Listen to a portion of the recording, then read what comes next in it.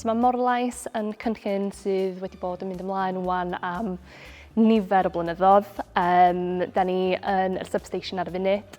A be mae Morlais yn drio wneud ydy gael yr developers i dod i fewn, rhoi eu turbina yn yr môr, a mi fydden nhw'n cael eu connectio fyny i'r substation o fyma a gael eu connectio fyny i grid. O dydd i dydd mae Menter Môn yn rheoli lot o prosiectau gwahanol i rhoi budd nôl i'r cymuned a pobl lleol.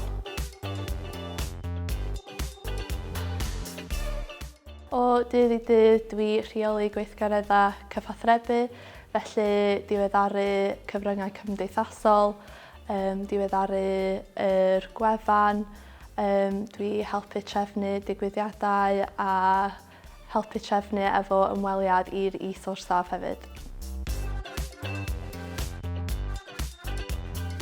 Swn i ddeud, da chi angen fod yn trefnus, yn fanwl a gael sgiliau IT da, enwedig efo software ariannol.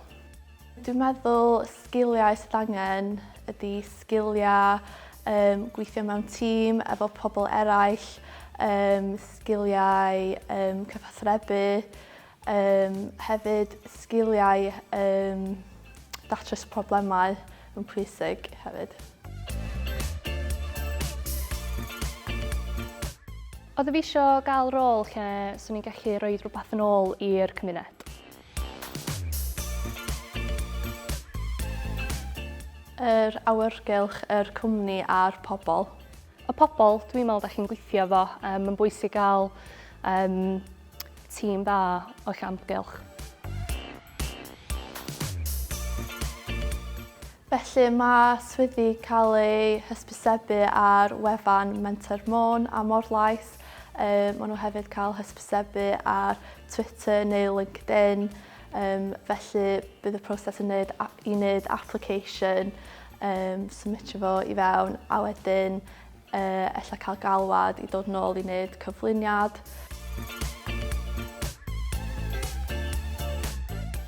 Oes, dwi'n wneud cwmwyster proffesiynol yr ACCA ar y funud i gael fy hun yn bechach yn y gwmni. Oes, felly mae'r cwmni yn rhoi cyfle i wneud hyfforddiant er mwyn datblygu yn proffesiynol.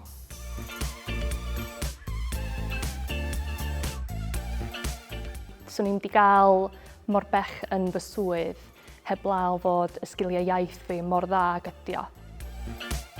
Mae'r iaith Cymraeg wedi helpu fi datblygu yn fy swydd a dwi defnyddio'r iaith Cymraeg pob dydd yn y gweithle. Da ni gyd yn siarad Gymraeg efo'n gilydd, mae rhan fwyaf o'i staff ni yn siarad Gymraeg, a os dydyn nhw ddim, mae yna cyfleoedd iddyn nhw dysgu Gymraeg.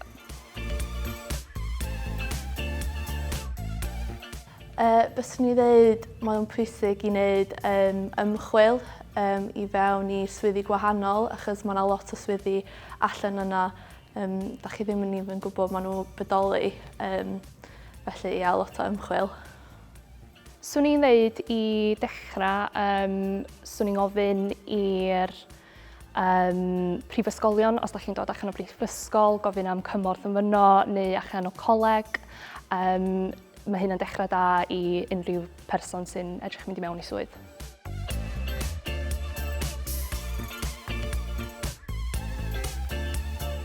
Nes i ddewis gyrfa ar Ynys Môn achos hon ydi adra fi.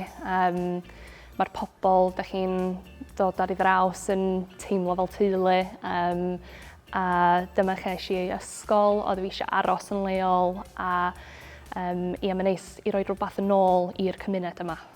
I fi, dwi mwynhau yr awyr agored, felly gweithio yn Ynys Môn, dwi gallu mwynhau gweithgareddau awyr agored ar ôl gwaith, fel enghraifft mynd heicio, nofio yn y môr, mynd allan ar y paddleboard sydd yn pwysig i fi.